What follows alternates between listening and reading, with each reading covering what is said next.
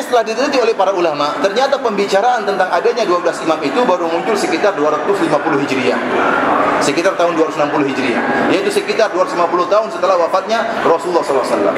Pembicaraan tentang ada 12 imam ini tidak pernah disinggung oleh Abu Bakar, tidak pernah disinggung oleh Umar, tidak pernah disinggung oleh Utsman, tidak pernah disinggung oleh Ali, tidak pernah disinggung oleh Fatimah, tidak pernah disinggung oleh siapapun sahabat, tidak ada yang pernah singgung.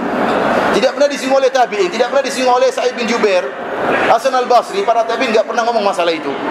Ini enggak ada memang, karena memang enggak ada. Tahu-tahu muncul akidah harus ada 12 imam itu muncul belakangan. Kata mereka mutawatir. Kalau mutawatir kenapa enggak ada yang tahu?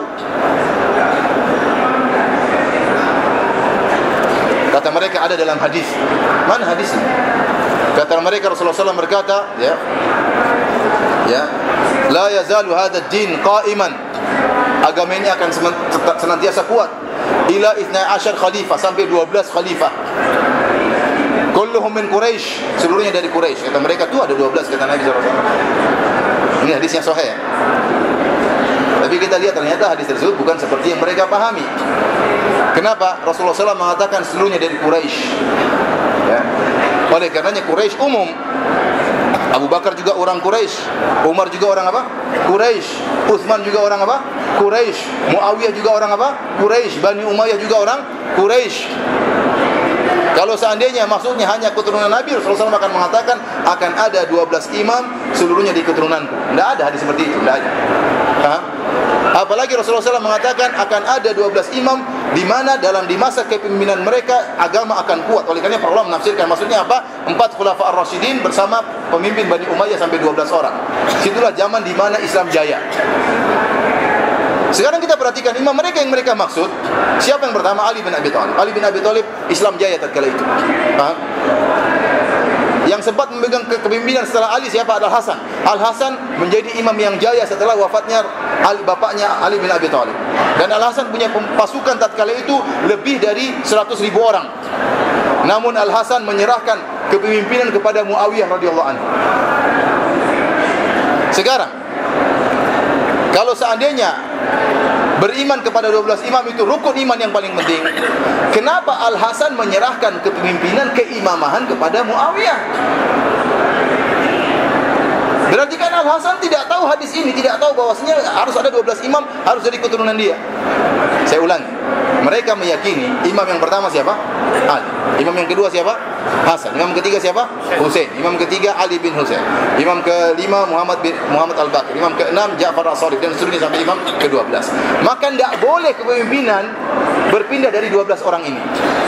Sekarang membuat mereka bingung adalah sikap Al-Hasan. Waktu Ali bin Abi Thalib meninggal dunia, maka tampuk kepemimpinan pindah kepada siapa? Al-Hasan bin Ali. Dan dia punya pasukan lebih dari 100.000 orang.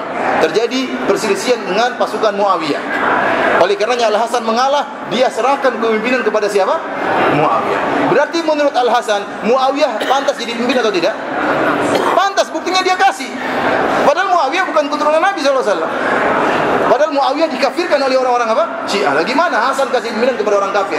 Bukankah Hasan kalau kasih kepemimpinan kepada orang kafir berarti dia berkhianat kepada umat? Mereka bingung menghadapi masalah ini. Apalagi waktu Al-Hasan memberikan kepemimpinan kepada Muawiyah disetujui oleh adiknya Al-Husain. Disetujui oleh adiknya siapa? Al-Husain. Kemudian setelah meninggalnya Al-Hasan radhiyallahu anhu, imam-imam berikutnya, imam ketiga dan seterusnya tidak pernah megang kepemimpinan, enggak ada. Al-Husain apa sempat megang kepemimpinan? Enggak ada. Anaknya juga tidak sempat. Muhammad Al-Baqir juga enggak sempat. Sampai yang ke-12 tidak ada sempat yang megang apa? Kepemimpinan. Padahal dalam hadis Rasulullah SAW mengatakan bahwasanya agama ini akan kuat selama 12 pemimpin semuanya dari siapa? Quraisy. Dalam riwayat wa tasmi'ul umma alaihim, dan umat akan berkumpul kepada mereka. Ternyata umat cuma berkumpul di zaman Ali dan Hasan saja. Setelah itu imam ketiga menurut orang-orang Syiah dari Husain dan selanjutnya tidak ada umat berkumpul sama mereka. Mereka tidak pernah jadi raja, mereka tidak pernah jadi khalifah. Cuma khalifah dalam angan-angan orang apa? Syiah. Tapi secara kenyataan mereka tidak pernah punya kepemimpinan. Paham? Oleh karenanya khurafat tentang 12 imam itu tidak ada sebenarnya.